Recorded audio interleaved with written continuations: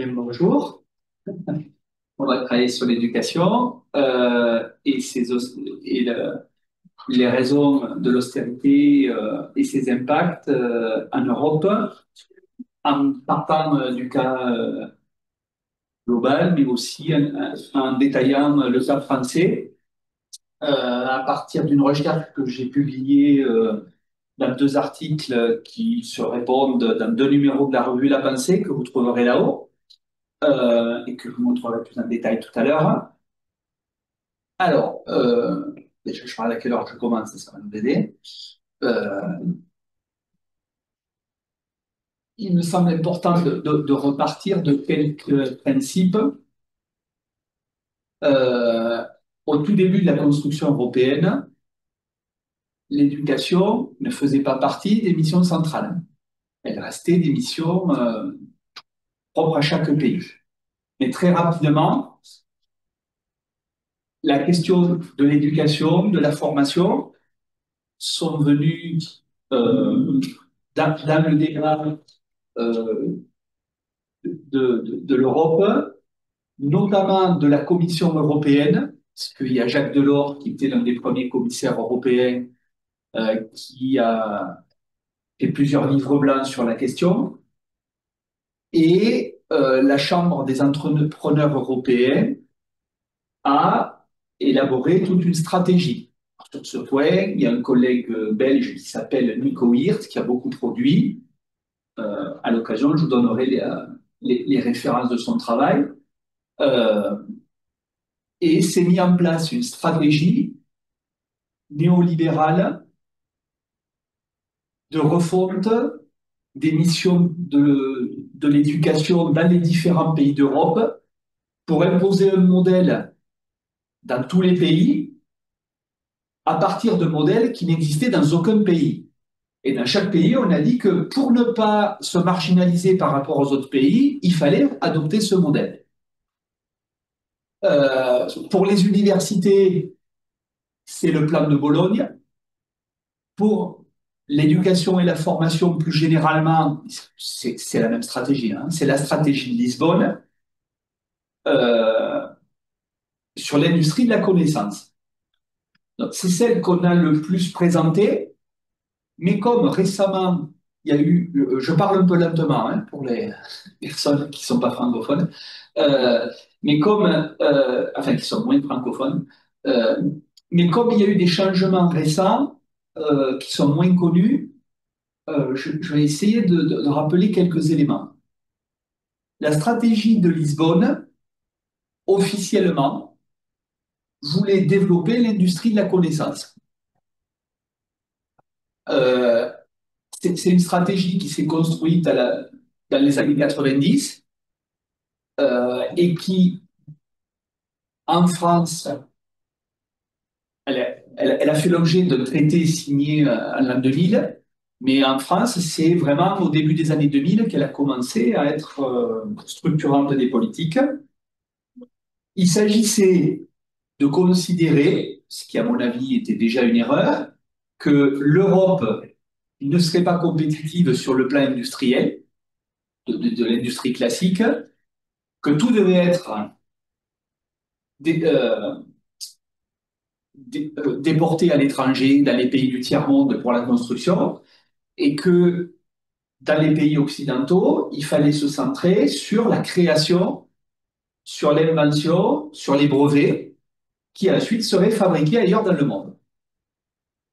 Et ça les a amenés, ces stratèges, soi-disant stratèges, à dire que le but du jeu en Europe, c'était de former des gens qui allaient créer ces connaissances, qui allaient être les intermédiaires entre ces connaissances et leur mise en œuvre, et donc qui voulaient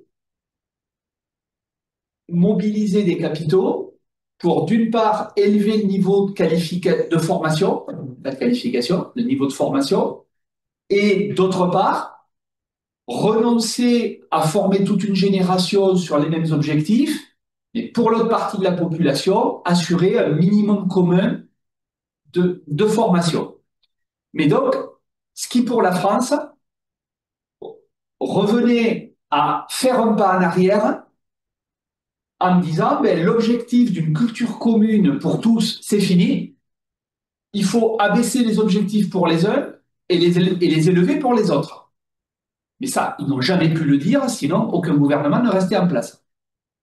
Mais dans les différents pays, ça a pris des argumentaires différents pour essayer d'atteindre le même objectif. Et la stratégie de Lisbonne avait pour principe qu'il fallait mobiliser des capitaux, notamment privés et publics, mais notamment privés, pour développer cette industrie de la connaissance. On va voir que simultanément, elle s'est accompagnée d'une stratégie de marchandisation de l'éducation en considérant que dans chaque pays, l'État était le garant d'assurer un minimum commun à tous les enfants du pays, mais que c'était au travers d'un service rendu au public et pas d'un service public, et que ce service rendu au public devait être réalisé en mettant en concurrence aussi bien des prestataires publics que des prestataires privés.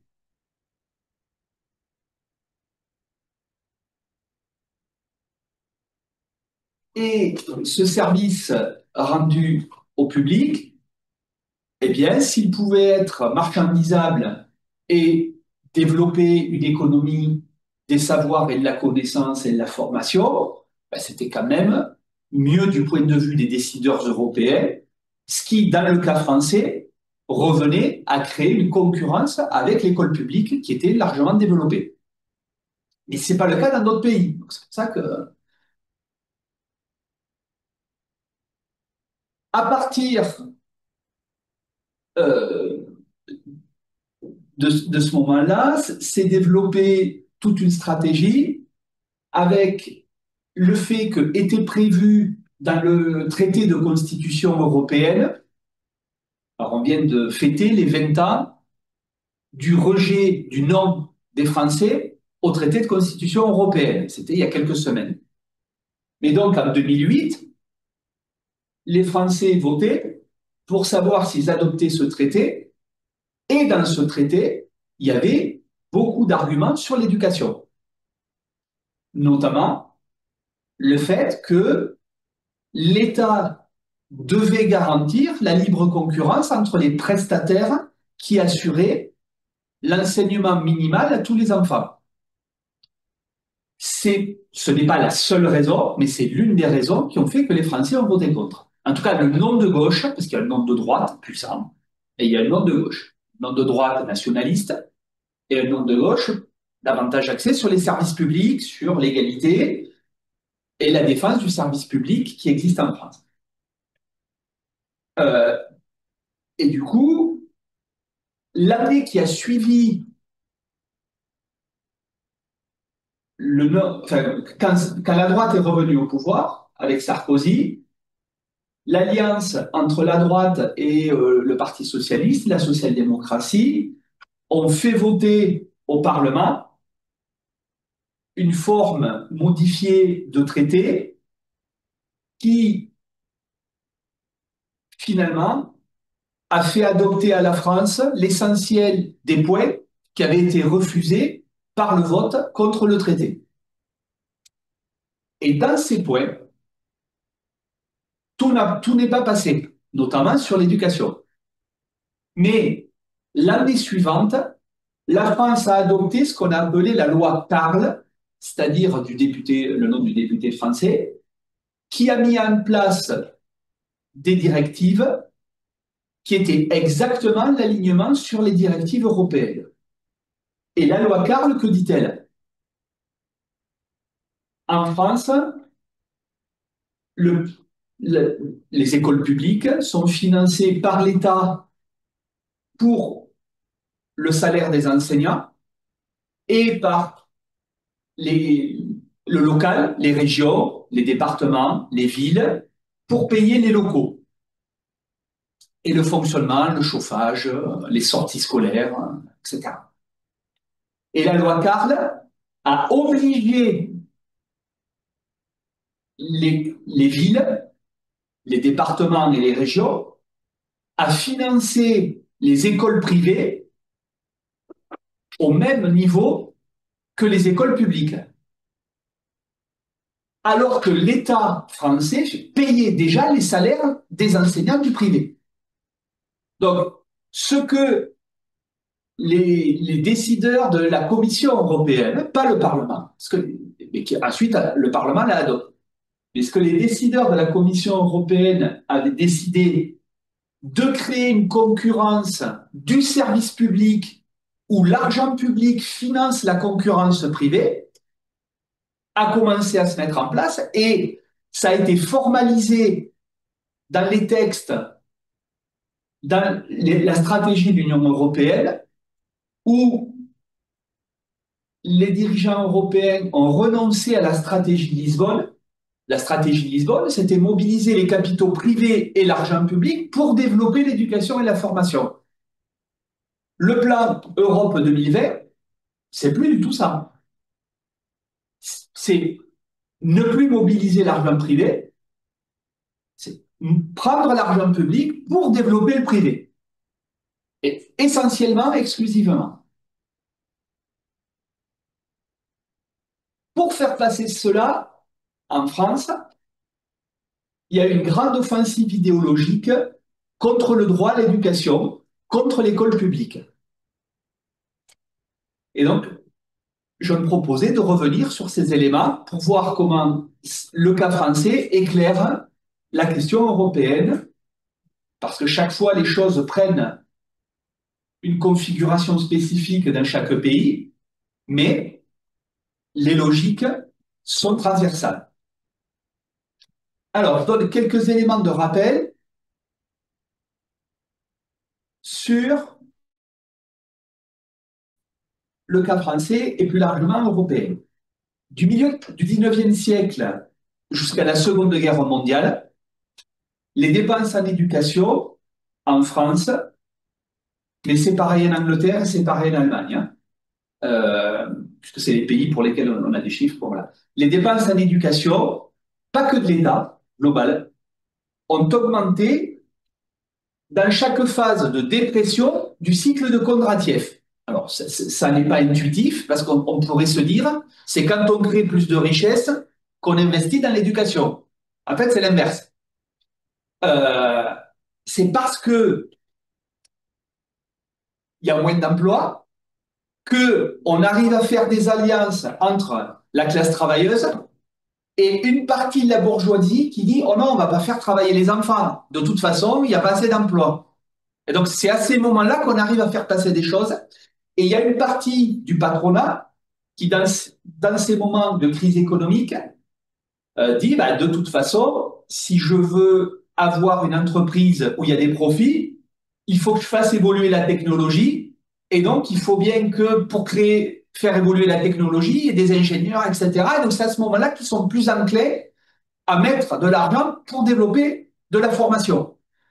Et donc, jusqu'au milieu du XXe siècle, voilà, c'est contre-intuitif. C'est dans les moments de crise économique, dans la phase descendante du cycle de Kondratiev, qu'il y a une augmentation des dépenses en éducation.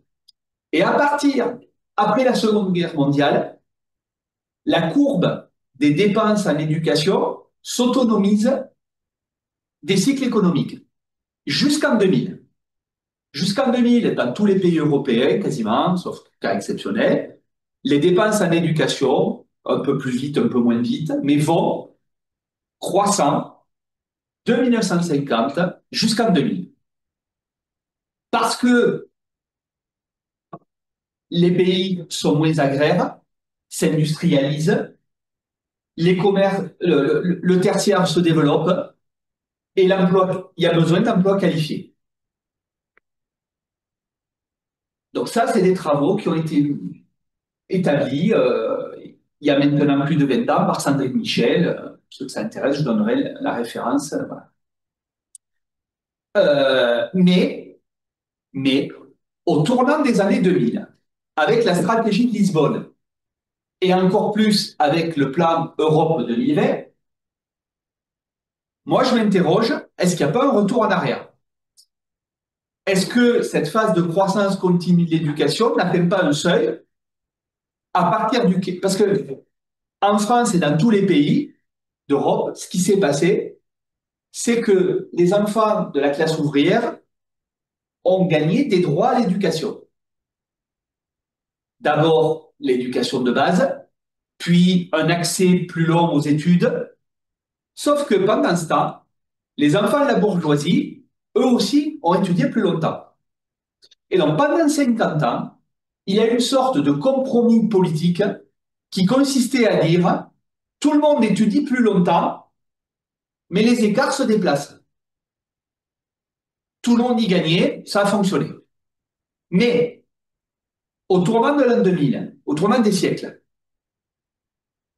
la crise économique de plus en plus violente, avec des cracks à répétition, avec le fait que dans les différents systèmes éducatifs, et en France notamment, conduire des élèves d'origine populaire dans des parcours d'études s'est heurté à la question de l'échec scolaire. Il y a eu des remises en cause de ces politiques de démocratisation scolaire. Et s'est développée une nouvelle conception, et c'est la stratégie de Lisbonne, en disant, finalement, il faut arrêter de pousser tout le monde dans des études longues. Pour les uns, on va viser des études plus longues pour une partie de la population, et pour une autre partie de la population, on va arrêter de viser le même objectif depuis qu'ils sont tout petits, et eux, on va les préparer à un niveau minimal, mais assurer ce niveau minimal. Et donc, en France et dans beaucoup de pays, mais en France, le nom a été stratégie bac-3, bac+3. Donc le bac, baccalauréat, qui est la fin du lycée, Gymnasium en Allemagne, c'est ça? Donc 3 ans avant pour les plus faibles, 3 ans après pour les autres. Mais avec, sans jamais le dire, l'idée que ces deux populations se définissaient par leur origine sociale. De fait, c'est ça dont il s'agit. Euh, J'aurai de l'heure et je reviendrai après sur différents aspects. Leur idée a été de se dire comment on peut imposer deux choses. Pour ceux que l'on ne veut pas préparer à des études longues, comment on va imposer cette idée dans la population? C'est un premier problème auquel ils ont eu affaire. Et je vais y revenir. En France, avec un problème supplémentaire, c'est qu'il y a eu beaucoup de naissances à ce moment-là. Et pour l'autre partie de la population, comment on va les amener à un niveau bac+3 et après, en essayant de ne pas les payer trop cher. Et donc, le développement d'une stratégie nouvelle s'est basé autour de la notion de compétences en éducation, skills en anglais. Quelle est la différence? C'est que les diplômes universitaires et même des écoles avant, des petites écoles, ont été repensés en supprimant la notion de savoir et en la remplaçant par la question de skills, de compétences individuelles. C'est très important.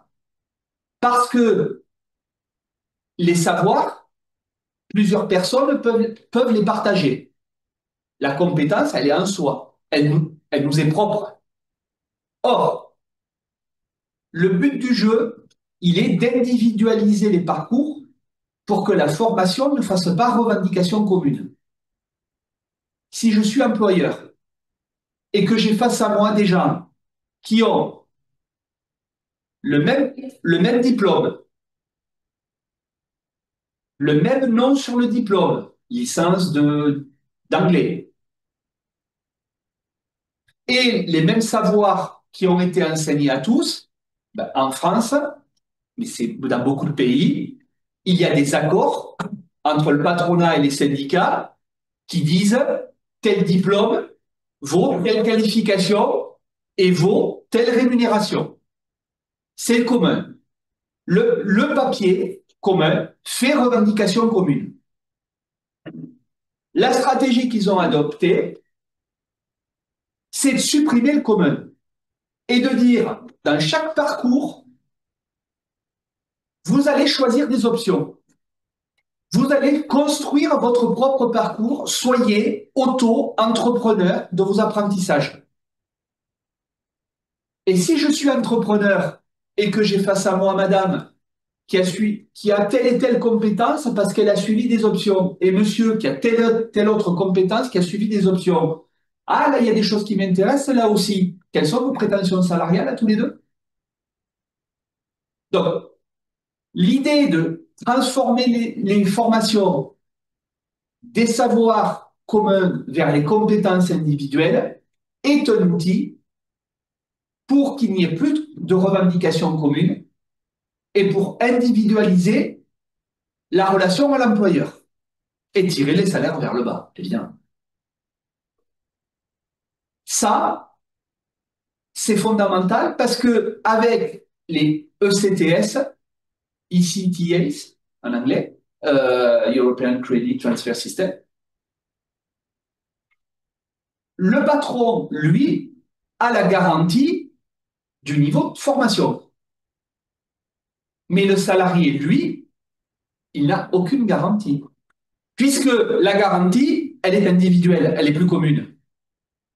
Donc, ils ont réussi à élever le niveau de formation pour une population tout en créant les conditions de ne pas la payer au niveau de formation où on la conduit. C'est ça, le système européen de transfert des acquis. Et comment ils ont réussi à imposer, de l'autre côté, qu'une partie de la population ait des objectifs plus bas et que l'on privatise l'éducation. C'est la suite de mon propos à partir de deux articles que vous pourrez retrouver dans la revue que je vous présente et que vous retrouvez là. Voilà. Alors, les gouvernements français successifs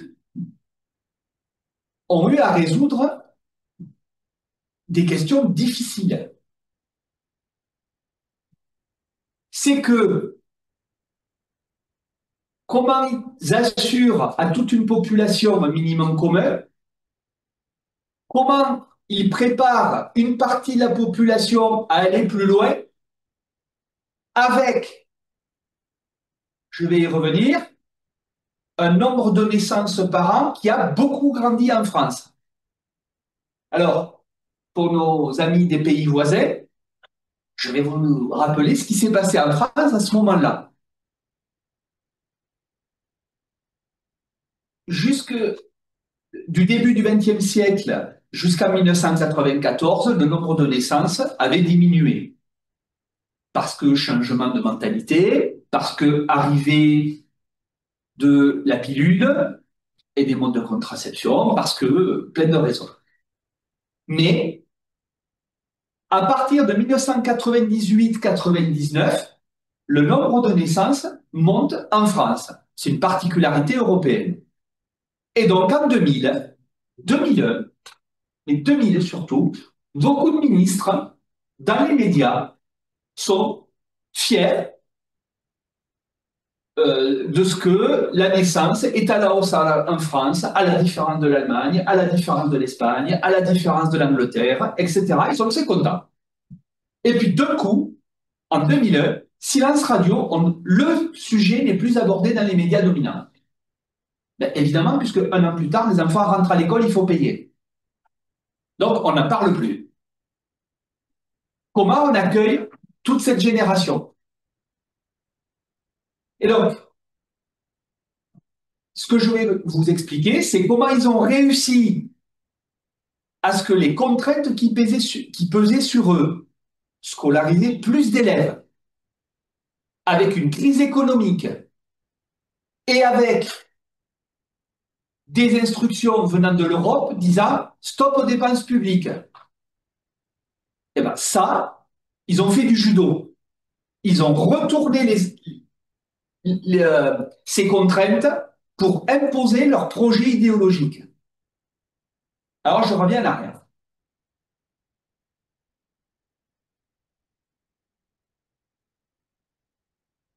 D'abord, ils ont profité, pour le cas français, d'un départ massif à la retraite d'enseignants.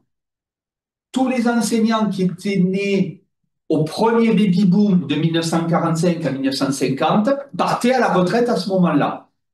Donc, beaucoup de départs à la retraite, ils n'avaient pas à licencier, ils pouvaient se contenter de ne pas embaucher autant d'enseignants que le nombre qui partaient à la retraite. Et surtout, quand les élèves, la génération du baby-boom de l'an 2000, est arrivée à l'école maternelle, on doit dire kindergarten, ouais. euh, donc les jardins d'enfants dans notre pays, l'école maternelle en France, eh bien, on a supprimé en France la classe de 2 ans. Je vais retrouver le chiffre. Voilà. L'école française scolarisée à l'âge de 2 ans. Nous avions atteint 34,7% d'enfants de 2 ans scolarisés au début, juste avant le baby-boom de l'an 2000. Ils ont supprimé les postes et il y a une grande offensive idéologique en France pour dire scolariser à l'âge de 2 ans, c'est pas bien, les enfants ne sont pas prêts, il ne faut pas les brusquer. Or, l'année de 2 à 3 ans, tous les psychologues sérieux montrent que c'est là que se construit l'entrée dans le langage. Et la principale difficulté des enfants du milieu populaire à l'école, c'est qu'ils parlent à la maison une langue différente de celle de l'école. Et ce n'est pas une question d'immigration. Les enfants d'origine française parlent une langue populaire, une langue où on se comprend, mais pas une langue de conceptualisation. Et or, la classe de 2 ans, c'était le lieu de l'apprentissage du langage scolaire. Donc, on a supprimé un outil important. Ça a permis de supprimer beaucoup de postes. Autre façon de réduire des postes dans le primaire, il y avait dans l'école française un nombre assez conséquent d'enseignants spécialisés dans le soutien aux élèves en difficulté, qui prenaient les élèves à côté de la classe pour adapter, faire réviser, reprendre les choses autrement. Ces postes-là n'ont pas totalement disparu, mais ils ont été considérablement diminués. Et puis, le nombre d'élèves par classe, à part en CP, à part en cours préparatoire, est allé sensiblement à la hausse. Mais pour faire accepter ces changements, surtout aux enseignants du primaire, fermeture des classes de 2 ans, suppression des RASED, on leur a mis des élèves handicapés dans les classes parce que ça revient beaucoup moins cher que de les mettre dans des formations spécialisées. Pour faire passer ça aux enseignants, on a supprimé les samedis matins. Ce qui veut dire qu'on a supprimé toute l'école maternelle et toute l'école primaire 9 ans, pendant 9 ans, on a supprimé tous les samedis matins 3 heures. En total du nombre d'heures, on a supprimé une année de scolarité. Donc, on a supprimé une année de scolarité avec les samedis matins et on a supprimé la classe de 2 ans. Au sortir de l'école primaire, les enfants français ont 2 ans de scolarité de moins.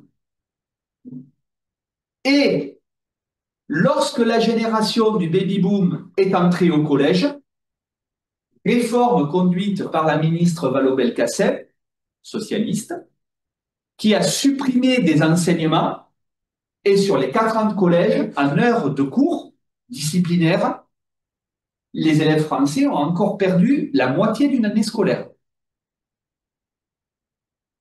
On a supprimé les postes de remplaçants. Donc, il y a énormément d'économies qui ont été faites, mais au final, la conséquence, c'est que les élèves français ont perdu beaucoup de temps de classe. Et donc, ils se retrouvent tout seuls à apprendre plus de choses. Autant de choses, pardon. Je regarde l'heure, pardon. Voilà.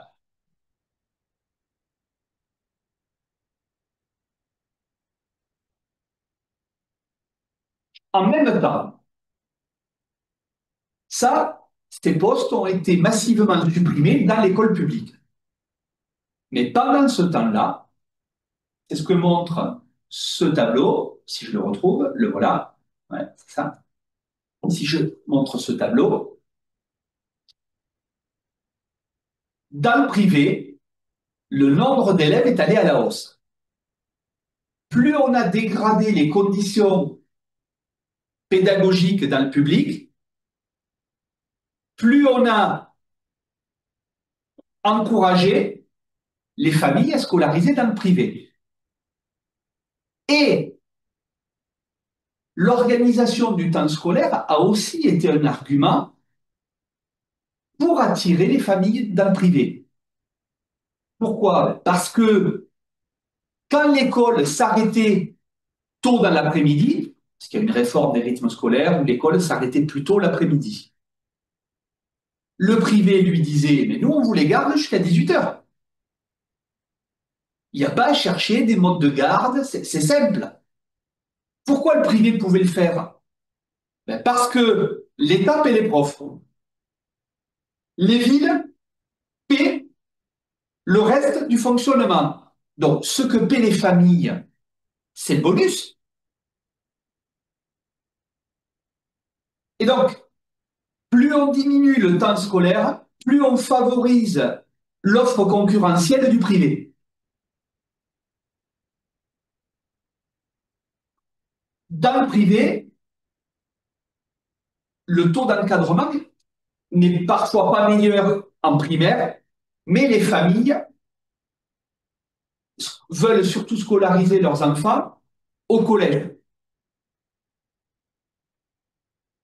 Et le privé a profité de cet argument pour dire, ben, d'accord, on prend votre enfant en sixième au collège, à la condition que vous mettiez les deux petits avec, en primaire.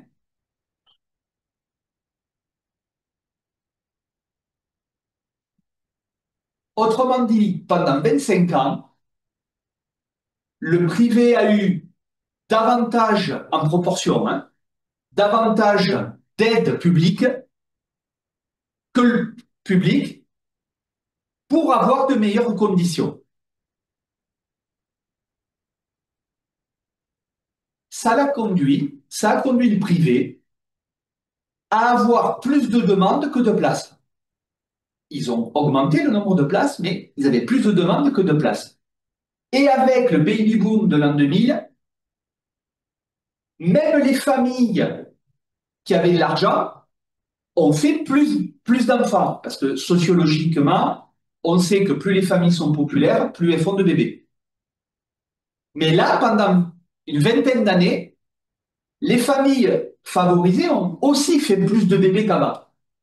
Au lieu d'en faire deux, elles en faisaient trois. Quand les familles populaires, au lieu d'en faire quatre, elles en faisaient cinq. Donc, il y a donc eu beaucoup plus de candidatures à l'école privée et l'école privée a choisi son public.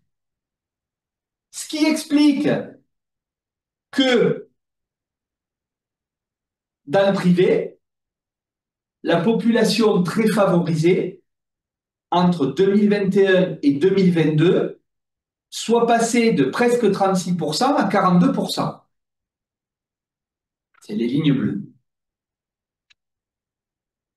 Et donc, le privé a en plus comme argument commercial, chez nous, il n'y a que des gens bien. Donc, et comme ils sélectionnent socialement, à l'arrivée, ils ont de meilleurs résultats aux examens, puisqu'ils prennent des familles qui sont déjà très connaisseuses des attentes de l'école et qui, à la maison, éduquent de façon scolaire, cultivée. Mais, mais, en 2011, on a atteint le pic des naissances, puis c'est redescendu encore plus fort que ce n'était monté. Or, là, l'enseignement privé a un problème. Est-ce qu'il doit licencier des profs? Il va manquer, ils ont peur de manquer d'élèves. C'est pour ça qu'il y a une grande offensive des gouvernements et on a une ministre, alors sûrement que vous ne savez pas dans les pays voisins, Amélie Oudéa-Castéra, elle a tenu quoi, un mois? Elle a tenu un mois. Parce qu'elle a proféré des mensonges sur l'école publique. Donc,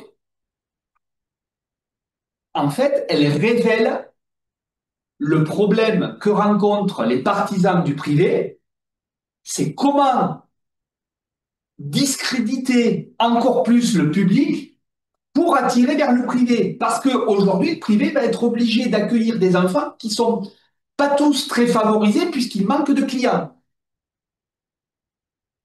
à l'école primaire. Et ça a déjà commencé au collège. Et dans 2 ans, ça va arriver au lycée.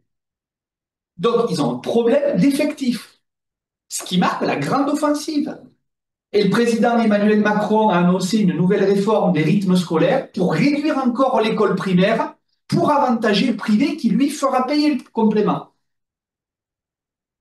Et donc, l'idée, c'est l'école, le service rendu au public doit être minimal, français, maths, terminé, un peu. Si vous voulez de l'histoire, si vous voulez des sciences, de l'éducation physique, etc., payez, privé, ou demandez à la ville. Ce n'est plus du ressort de l'État. Donc, on est en train, en France, les gouvernants sont en train de préparer une réforme qui assume l'inégalité de formation au-delà du minimum commun en français et en maths. On prépare de l'inculture sportive et culturelle, de l'illettrisme sportif et culturel, avec de lourdes conséquences. Parce que l'éducation physique et sportive en France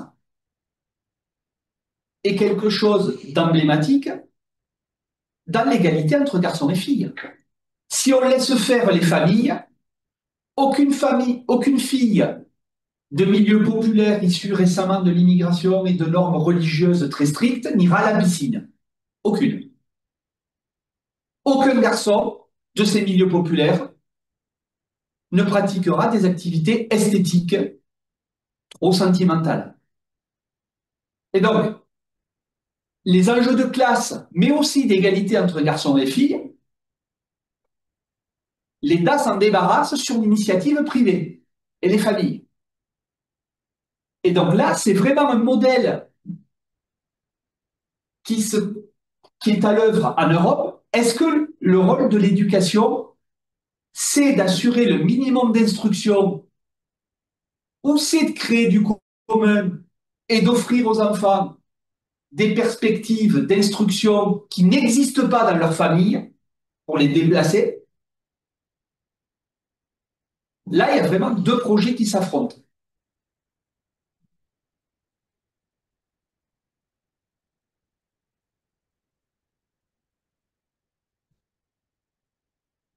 Je regarde l'heure. On garde peut-être, on doit s'arrêter à 13 heures. Je vais garder du temps pour une demi-heure de débat. Ça, je l'ai dit. Je l'ai dit. Donc, vous pourrez retrouver tout ça dans les 2 derniers numéros et point parallèle, nous avons publié dans le tout dernier numéro de La Pensée, la revue que je dirige, deux articles de Pierre Merle, parce qu'en France, il existe l'école publique, l'école privée sous contrat payée par l'État, et est en train de se développer l'école privée hors contrat, très soutenue par l'extrême droite française, ultra-religieuse, qui est même en conflit avec le Vatican, parce qu'ils trouvent que le Vatican est trop modéré. Voilà. Je m'en tiens là, et on va discuter. À vous la parole. Oui. Je vais poser une question. Vous avez parlé de la scolarisation à 2 ans. Quoi, c'était de l'entrée en apprentissage de la langue. La langue. Ça va, dire. De la ça va. Ouais, c'est ça. Bon, est-ce que ce n'est pas un frein à l'apprentissage à la maison par les parents de langue régionale, de langue peut-être du pays d'origine par les parents? Est-ce que c'est pas quelque chose qui va uniformiser, qui va standardiser le langage de l'enfant? Alors, ça, c'est ce que défend la bourgeoisie française. C'est la position que défend la bourgeoisie française. En disant, chacun doit rester dans sa culture. Mais ça veut dire, les pauvres doivent rester dans la culture des pauvres. En fait, dans toutes les langues originaires de tous les pays, il y a la langue populaire de communication et la langue savante pour l'étude. Donc en fait, ce n'est pas une question d'origine culturelle. Même si ce que vous dites amène cette question-là et je vais y répondre. Quand on étudie la philosophie, ce n'est pas une question culturaliste. On étudie Averroès comme Descartes. Sauf que les familles de sous-prolétaires venant de l'autre côté de la Méditerranée, ils ne sont pas en capacité de transmettre Averroès. Donc, cette question culturaliste, isoler les individus, les enfermer dans leur communauté, c'est le projet capitaliste. Les enfermer dans leurs origines. Et le projet de développement humain universaliste, c'est de créer du commun entre les êtres du monde, mais ce n'est pas uniformisé.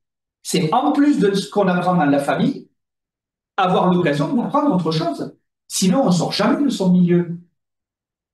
Et donc, ces questions-là, après, ce qui amène à dire un débat utile, mais qui mérite un débat, parce que ce n'est pas simple à résoudre, c'est qu'est-ce qui fait culture commune?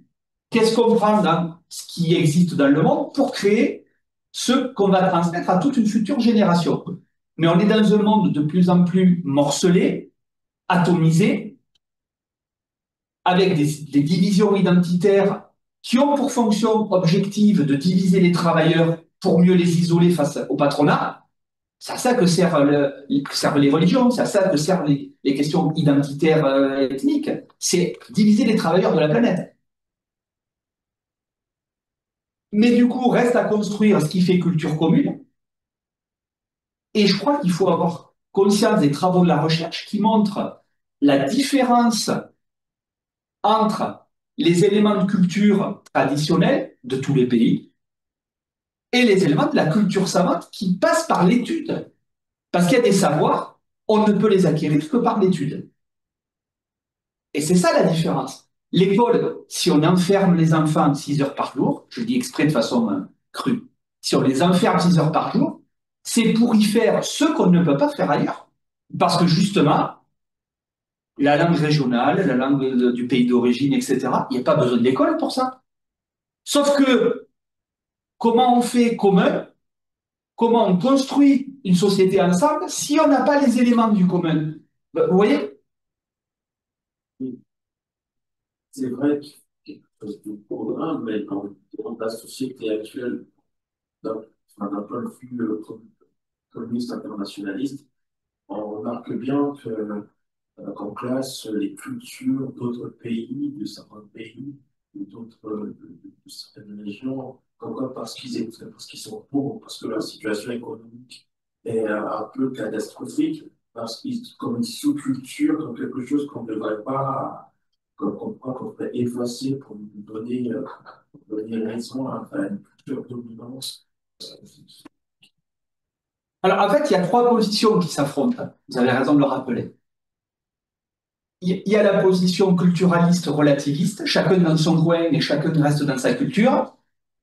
Il y a la position de droite, qui est le dévoiement de l'universalisme, où c'est l'universalisme de la bourgeoisie blanche européenne qui est définie comme tel, comme universel.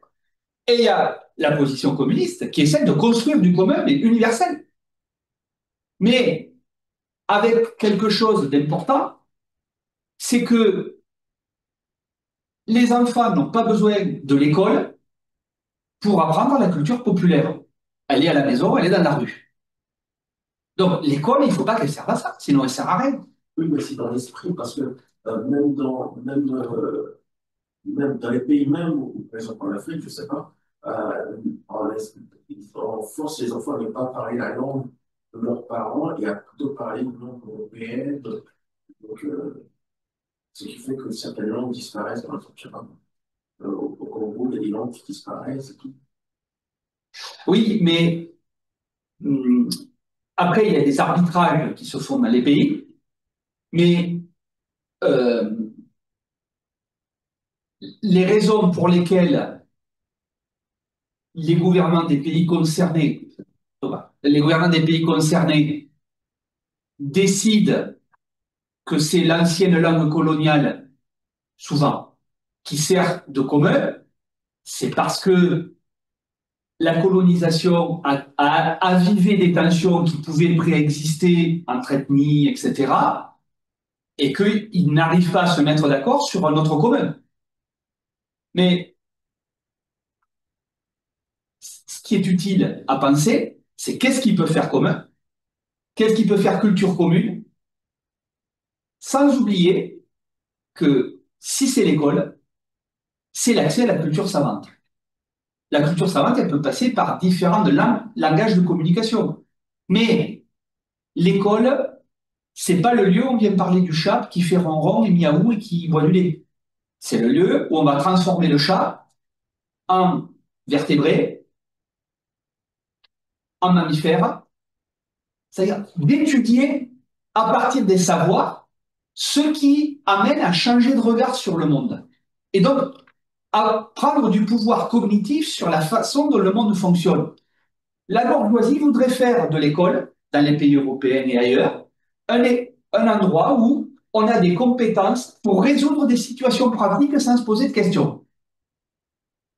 Le projet d'émancipation intellectuelle, c'est pas seulement d'obéir et d'être efficace, c'est de comprendre ce qu'on fait. Et pour le comprendre, il faut l'étudier. Il se trouve que moi, comme vous avez dû comprendre que je venais pas de la région parisienne, dans le sud de la France, voilà, il y avait un autre langage.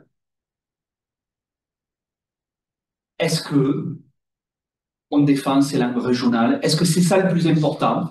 Ou est-ce que le plus important, c'est d'acquérir les savoirs qui permettent de comprendre le monde en transformation actuelle? À réfléchir. Mais dans tous les cas, en ne se laissant pas avoir par l'objectif de l'adversaire qui est de diviser entre régions, diviser entre ethnies, diviser entre origines pour mieux régner, que la loi de l'argent règne. Parce que je sais que c'est très à la mode le discours identitaire, ethnique, etc. Mais au fond, ça sert les intérêts de la bourgeoisie, diviser les travailleurs. Ouais.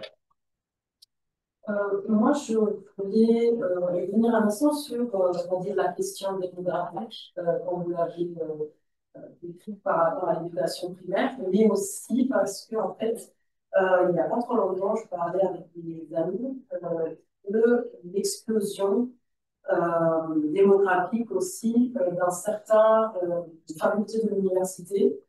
Parce qu'évidemment, ce qu'on a vu comme augmentation dans les écoles primaires dans les décennies précédentes, évidemment, on va le voir maintenant en ce qui concerne l'éducation supérieure.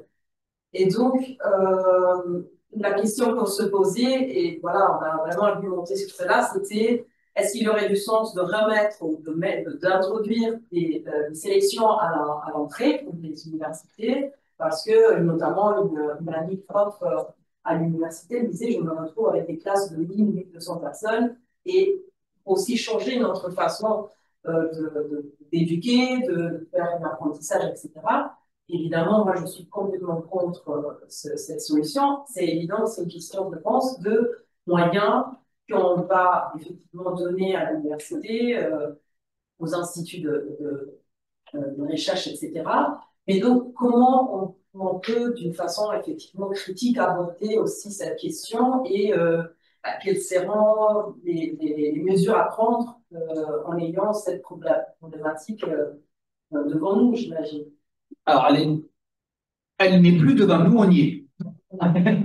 Parce qu'en fait, le début de l'augmentation des naissances, c'est vraiment 99-2000. Donc, ils ont 25 ans. Ils y sont là. Voilà. Et les naissances sont restées à la hausse et même très hautes avec un plafond pendant 3 ans jusqu'en 2011. Donc, s'ils vont jusqu'à Bac plus 3, ça fait 21 ans. 2011 plus 23, ça nous mène à 2034. Voilà, mécaniquement. Donc, on en a pour 10 ans de démographie très à la hausse dans l'enseignement supérieur français. Mais les gouvernants français disent ah, mais oui, mais dans 10 ans, ça va beaucoup diminuer. Donc, tenons bon, fermons les vannes, et ça finira par se résoudre avec des difficultés très importantes qui, euh, qui ont été, comment dire, ils ont anticipé le problème. En France, alors, parce que la démographie existe, c'est surtout en France que ça se pose cette question-là. Le ministre Blanquer, en 2019, a réformé le baccalauréat, qui n'est plus le diplôme. Avant, le baccalauréat, même si c'était à la fin du lycée, c'était le premier diplôme de l'enseignement supérieur. Si on avait le bac, on avait le droit de rentrer à l'université. C'est fini, il a changé ça. C'est le dernier diplôme de l'école. Donc, le bac ne donne plus droit à rentrer à l'université. Et ils ont créé un système de candidature qui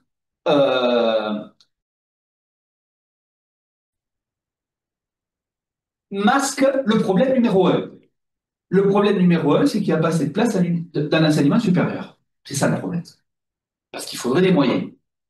Et donc, plutôt que d'avoir des étudiants qui gueulent, qui revendiquent pour avoir une place, ils ont créé ce qu'ils ont appelé Parcoursup, qui est inspiré d'un modèle de plateforme qui existait déjà en Grande-Bretagne, où les élèves candidatent à certaines formations.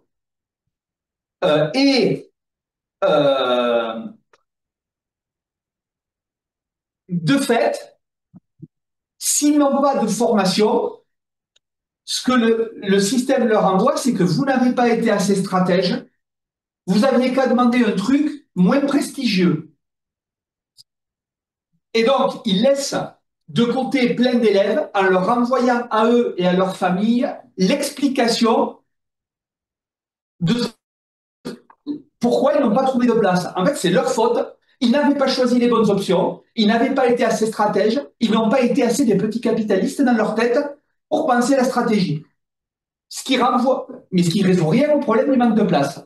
Mais ça leur a permis simultanément, et là, c'est vraiment depuis 2-3 ans quelque chose de vraiment d'une grande ampleur, de développer l'enseignement supérieur privé avec des chiffres tout à fait opaques.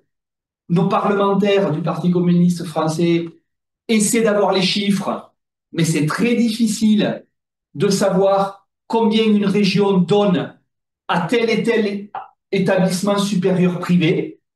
Il y a beaucoup de micro-formations qui se créent avec des diplômes au lieu d'avoir master, M-A-S-T-E-R, qui est le terme officiel, ils écrivent master avec accent grave, des choses qui ressemblent. Est-ce que c'est reconnu, est-ce que c'est pas reconnu, etc.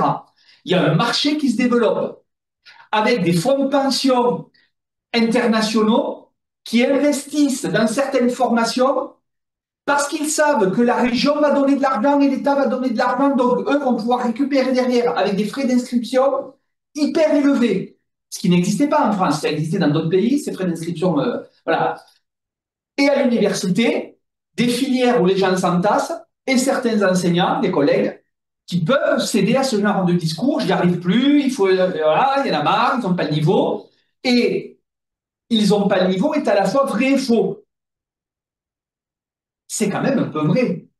Parce que les élèves qui ont perdu 2 ans de scolarité en primaire, comme je l'ai dit, la moitié d'une année au collège, qui ont subi la réforme du lycée, qui ont été dans les classes où il y a eu le Covid, où on n'a quasiment pas enseigné pendant 2 ans, ben, objectivement, ils sont moins bons quand même. Hein. Mais, surtout, s'ils ont été dans des conditions pédagogiques difficiles, hein, on les a pris. Et puis, nous les premiers dans l'enseignement supérieur, quand j'ai un cours avec 25 étudiants, ben, je fais comme en classe prépa, je les fais écrire plusieurs fois dans le semestre. Quand il y a un cours avec 60, je les fais écrire qu'une fois. Donc, ils s'exercent moins, et donc c'est vrai qu'ils sont moins bons. Mais c'est pas par un niveau par essence, c'est l'effet de l'entraînement, de la correction, ils reprennent, etc. Donc, ces effets démographiques, évidemment, étroitement mélangés aux enjeux économiques, parce que la démographie, elle n'agit pas seule, mais c'est quand même un sacré poids. D'où l'importance des analyses matérialistes, les conditions objectives. La démographie, l'économie, comment ça surdétermine les choix politiques et idéologiques, parce qu'en fait, là, c'est simple. Soit on protège le capital, on ne va pas chercher les profits pour les utiliser pour les biens publics, et du coup, il faut privatiser, et du coup, l'argent public doit servir à développer la rentabilité du privé. Soit on va chercher de l'argent là où il est, pour développer le service public pour l'éducation pour tous. Et en fait, les choses sont de plus en plus clivées, tranchées, et je trouve qu'il y a un espace politique pour les rendre mieux lisibles. Est-ce qu'on les saisit bien? Ça, c'est un autre débat. Mais il y a un espace politique pour le rendre mieux lisible. Je me suis demandé sur ce que vous avez dit sur la spécification des compétences dans la science. Est-ce que c'est aussi une gestion de l'inégalité de genre économique parce que si c'est plus spécialisé, peut-être que ça permet moins d'avoir des intervenants dans la carrière économique. Ça favorisera, par exemple, la maternité. Alors, les inégalités entre hommes et femmes, enfin entre garçons et filles quand ils sont petits, entre hommes et femmes, elles sont souvent étroitement emboîtées, mélangées avec les inégalités de classe sociale. Quand le ministre, en 2019, a supprimé les mathématiques du lycée en tant que discipline obligatoire, et qu'il a dit c'est en option, chacun choisit, le nombre de filles qui faisaient des maths a chuté, pas le nombre de garçons. Par contre, on renvoie, et ça renvoie à la question de monsieur tout à l'heure, on renvoie aux représentations des familles, ce qui est bien pour les élèves. Et donc, le fait qu'il y ait des contenus obligatoires neutralise les représentations familiales genrées. Pareil pour l'éducation physique, pareil pour les arts. Si on regarde qui va dans les écoles de dessin quand ils sont petits, les écoles privées, le mercredi après-midi, les week-ends, qui va faire du dessin? Il y a quasiment que des filles, de la peinture. Donc si on dit c'est en option, choisissez, il n'y a que de garçons qui pratiquent les arts. Ils vont tous faire du sport, puis vice-versa. Massivement. Et s'ajoute à ça l'origine sociale, où plus les familles sont populaires, plus les normes genrées sont clivées entre garçons et filles. Et donc, l'enjeu d'avoir des contenus obligatoires et une école qui disent voilà ce qu'on veut enseigner à tous les enfants du pays, quelle que soit leur origine sociale, quel que soit leur sexe, neutralise en partie les inégalités genrées.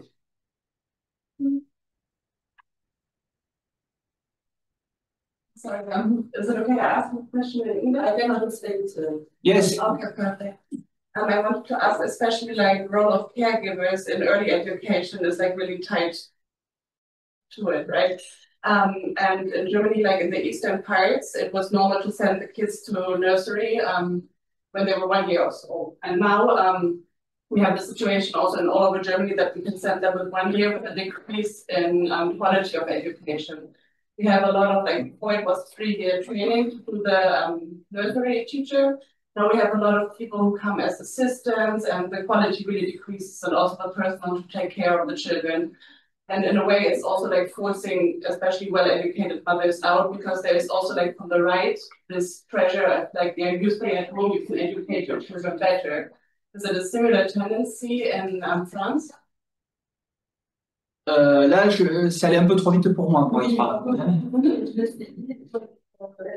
se concentrer sur l'éducation des petits, voilà. Petits, et sur on va dire que je sais pas comment on appelle en français, les profs, mais c'est pas les profs. Si, les enseignants d'école maternelle ou alors les enseignants, ouais. Justement. Et donc, il dit que, évidemment, il y en a de plus en plus d'enfants d'1 an, ou moins d'1 an aussi, dans les crèches. D'accord. Et donc, et voilà, évidemment, si chaque enseignant doit s'occuper des petits, il y a un soin qui n'est pas exceptionnel, on va dire. Et donc, ça fait en sorte que la qualité du soin, c'est à la baisse. Et aussi, un autre phénomène qui se montre surtout avec l'extrême droite, c'est qu'il passe le message, surtout aussi pour les femmes qui peut-être peuvent avoir une carrière, une carrière, en ayant des enfants, ils disent mais non, c'est bien que vous gardez vos enfants chez vous parce que pour maman, vous pouvez les soigner mieux. Et donc, le fait que dans le programme dans le Kindergarten, c'est pas parfait, il vaut mieux que vous les gardez chez vous. Donc, je disais, en Allemagne, ça se produit beaucoup. Est-ce que c'est la même chose en France? Alors, pour l'instant, en France,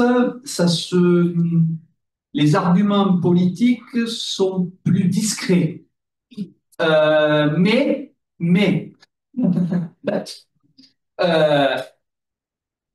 pour l'instant, l'extrême droite ne s'aventure pas là-dedans.